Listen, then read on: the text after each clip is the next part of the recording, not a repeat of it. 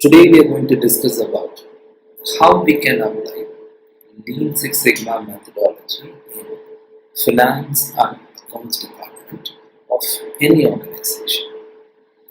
So let us take the first topic, cycle time to close the books. As we all know, every organization takes a fairly long time in bookkeeping. So what is the cycle time for all these departments to close their books? Was it less or was it more? If it is really more, then how can we reduce that? So that could be a project that we can think as a Lean Six Sigma project in finance and accounts department. Resolve the disputed invoices. What's the time that is taken to resolve a disputed invoice in an organization?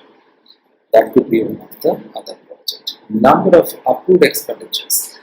This unapproved expenditures in any organization is repeatedly becoming a major issue, because as the number of unapproved expenditures increases in an organization, the control, financial control, is as less as possible. This is a very high indication that your finances were not under control and your revenue cycle will get affected.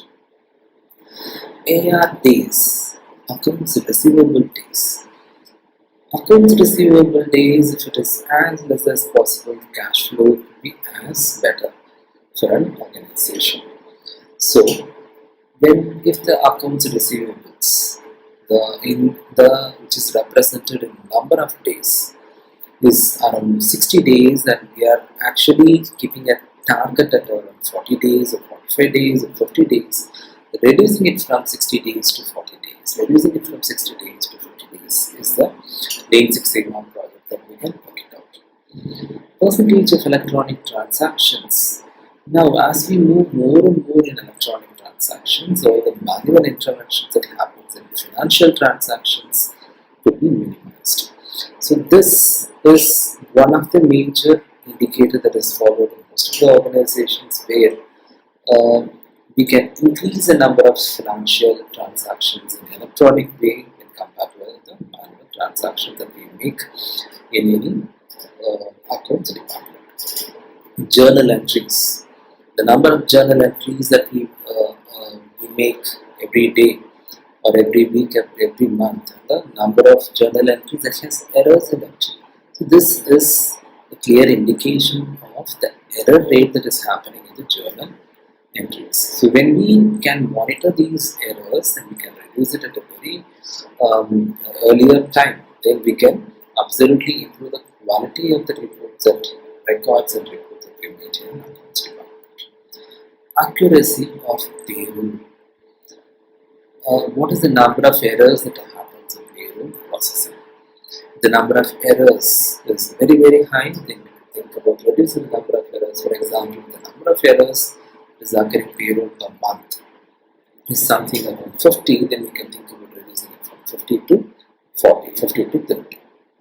Next, ratio of bookkeeping hours to financial analysis hours. As we all know, in any organization, the number of bookkeeping hours, we are expecting it to be as less as possible, and we are looking at spending more time on financial analysis for that organization.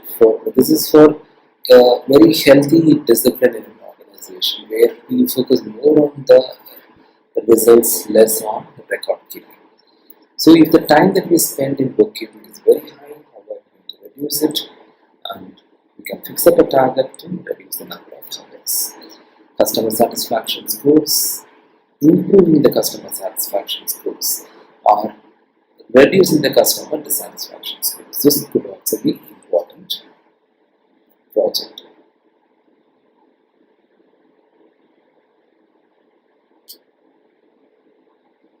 The next project that we can focus is reduce response delays. So, accounts department, the response from the accounts department should not be delayed. How much delay is that? There are some grievances to the accounts department, but how fast they are able to respond to those queries or grievances. This also gives an indication of the performance of your accounts or finance department.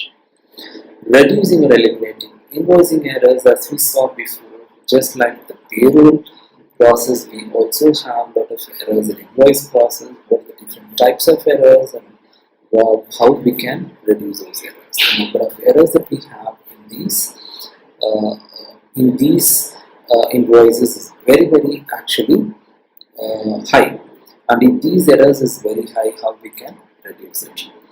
And the next important project is reducing the audit non-conformities. There is always a possibility of non-conformities after an audit in an accounts department. So how we can think about reducing these non-conformities is by adhering to the process, protocols and policies that were already in place and maintaining those policies and protocols continuously and keeping it under control. So reducing the salary issue turnaround time. So the turnaround time for the salary issue could be reduced. If it is very high, we could think about reducing it and maintaining it at optimum levels for better focus. Overtime percentage. We could also think about reducing the overtime that happens in an organization, and this could have very high impact on the bottom line of an organization. If you could reduce overtime, what is the effect that is going to have on the bottom line of an organization, and how that is going to actually impact the employee satisfaction level. So that should also be taken into account while working on this overtime percentage. Reducing the complaints and resolution time. So we have already discussed this. So when we get a complaint in the accounts department, what is the time that is taken to resolve this complaint is also one of the valuable measures that we can think about. So when it comes to the accounts payable department, so the number of payments that was done on time to the vendors is one of the important Lean Six Sigma projects, because today we are focusing more on better supplier relationships and supplier partnerships. So for maintaining better vendor relationships and high quality for vendors, we are actually focusing on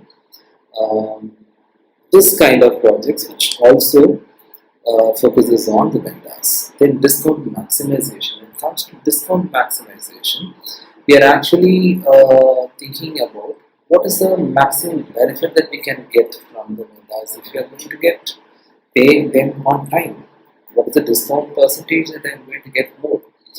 Previously I was getting 5%. Now if it is going to be increased to 10%, what is the benefit I am going to get?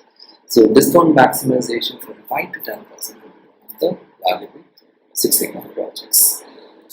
Reconciliation process. When it comes to the reconciliation process in the accounts department, we can think about reducing the reconciliation time or reducing the number of reconciliation errors. These two projects could be projects that could be focused on reconciliations. Reporting. What's the time that is taken to prepare the report, and what is the number of errors that we have in the reporting? This also one of the Lean Six Sigma projects in finance and accounts. So friends, when it comes to Six Sigma application finance and accounts, it's not a challenging, it's not going to be much challenging. Initially we could think about focusing on implementing Six Sigma projects and any one of these topics, and it could actually reap a lot of benefits for your organization if you can apply on the most pain points of these different topics that we discussed. You can select which is a pain point in your organization and start focusing as a Lean Six Sigma project in your organization. So we are from Partneka 360, and if you have any doubts regarding Lean Six Sigma application in finance and accounts or any other verticals in your organization, please keep in touch. Contact at partneka360.com or WhatsApp me at 96001497. Thank you.